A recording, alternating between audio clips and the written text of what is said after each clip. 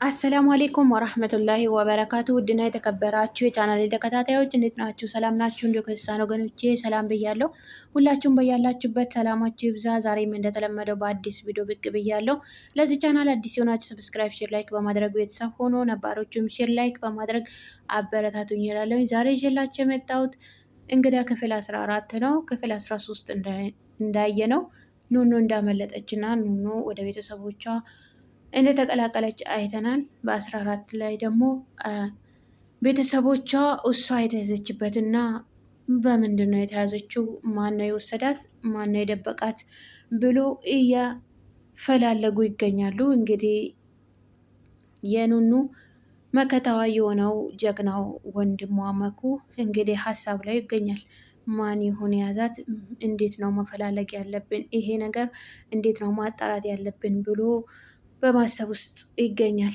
እሷም ምን ወንድሜ ምን ሆናል ብላ ስጠይቀውም አይ አንቺን እኮ በቃ ስላገኘንሽ ደስ ብሎናል፣ ግን አንቺን የያዘሽና ማን እንደደበቀሽ ማወቅና ማጣራት አለብን ብሎ ነገራት። እሷም አይ በቃ መጥቻለሁ አይደል እንዴ በቃ ተወው አለችው። እሱም አይሆንም፣ ኧረ ቢሆንም ማጣራትማ አለብን አላት።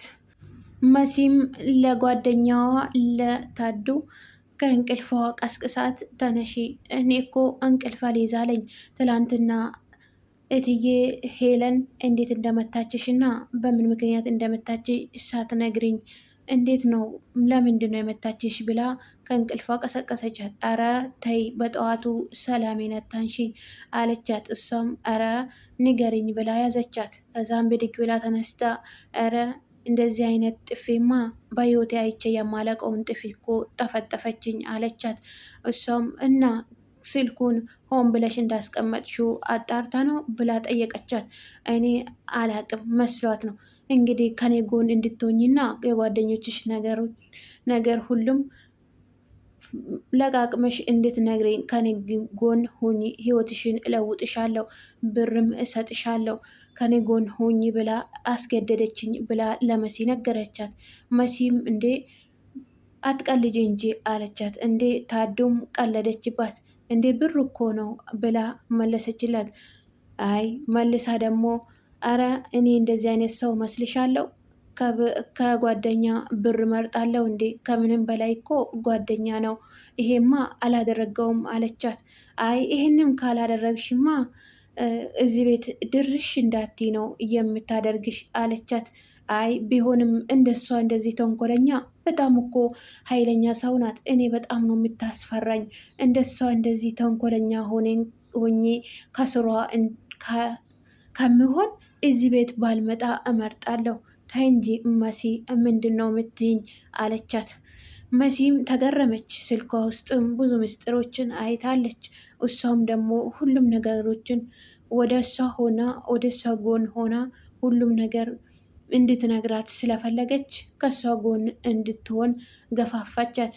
ታዱ ግን እሺ ልትላትም አልቻለችም።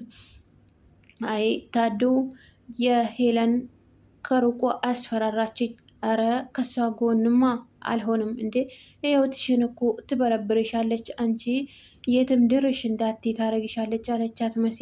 አይ ብታደርገኝ ይሻለኛል፣ ይሄስ ተንኮልስ እኔ አልሰራውም፣ ቢቀርብኝ ይሻላል፣ ምንም ቢቀርብኝ ይሄን አላደርገውም፣ ብሩም ይቅርብኝ ብላ ነገረቻት። እትዬ ሄሉም ከባለቤቷ ጋራ ከቶሚ ጋር ለመተኛት በተዘጋጁበት ጭንቅ ጥብብ አለኝ፣ ምን ይሻለኛል ብላ አዋየችው። እሱም ምን ነው ምን ሆንሽ ሚስቴ ብሎ አባበላት። አይ በጣም ጨንቆኛል፣ እንዲሁ ዝፈንልኝ ብላ እንለመነችው። እሱም አረ ዛሬማ አልዘፍንም፣ ሌላ ጊዜ ነገ ይሻላል አላት። አይ አይሆንም አለች ተቆጥታ። አይ ቶሚ ደግሞ ብላ ተኛች። አይ በቃ አንቺን የሚያስከፋ ከሆነማ እኔ አንጎራጉራለሁ ብሎ ዘፈናላት። ከዛም ተደሰተች። ተኝተው ሲነሱም ቁርስ እንብላ ተሰባስበን ቁርስ እንብላ አለችው። እሺ አላት። በዛ አጋጣሚም አይ የአዶኒ አባት ማን እንደገደለው እኮ ጥቆማ ደርሰውብናል፣ የትም እንደተገደለ እኮ ማወቅ ችለናል።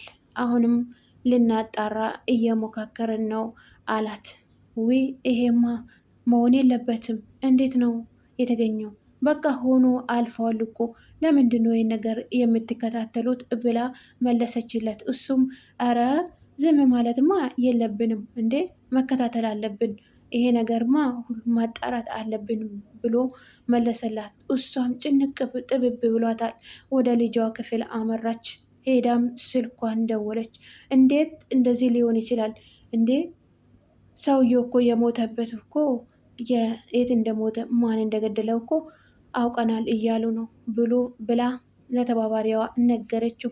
እሱም ደንግጦ እንዴ ምን አስፈራሻል? ምን ሆንሽ? ብሎ እንዴ ይወቁ ብሎ መለሰላት። አዶኒም እንግዲህ ጭንቀትና ሀሳብ ውስጥ ይገኛል። ኑኑም ግራ አጋባችው። አንድም በኩል ደግሞ ሀዘን ላይ ነው፣ በአንድም በኩል ጭንቀት። ሁለታቸውም ወደዱት። የትኛዋን ልውደድ፣ የትኛዋ ትቀርበኛለች የሚለው እያስተዋለ ይገኛል።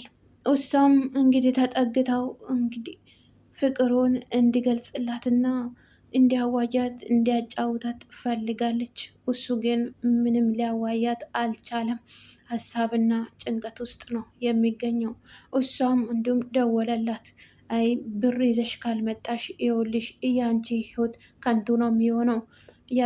የትም ቢሆን አገኝሻለሁ፣ ቤትም ቢሆን እመጣለሁ፣ ያንን ብር ይዘሽ ግን መገኘት አለብሽ ብሎ አስፈራራት። እሷም ለእናቷ ተማጸነችላት። ይህን ያህል ብር እንድትሰጭኝ እፈልጋለሁ ለውጭ ምናምን ብላ ጠየቀቻት። እሷም እሺ እሰጥሻለሁ አለቻት። እሷም በደስታ እናቷን አንስታ አቀፈቻት። እሺ ብላ ተደስታ ተነሺና ቁርስሽን ብይ አለቻት። እሺ እናቴ እወድሻለሁ፣ ግን ሀሳብ ውስጥ ጭንቀት ውስጥ ትገኛለሽ፣ ምን ሆነሽ ነው አለቻት። ግን ልትነግራት ምንም አልቻለችም፣ ደበቀች።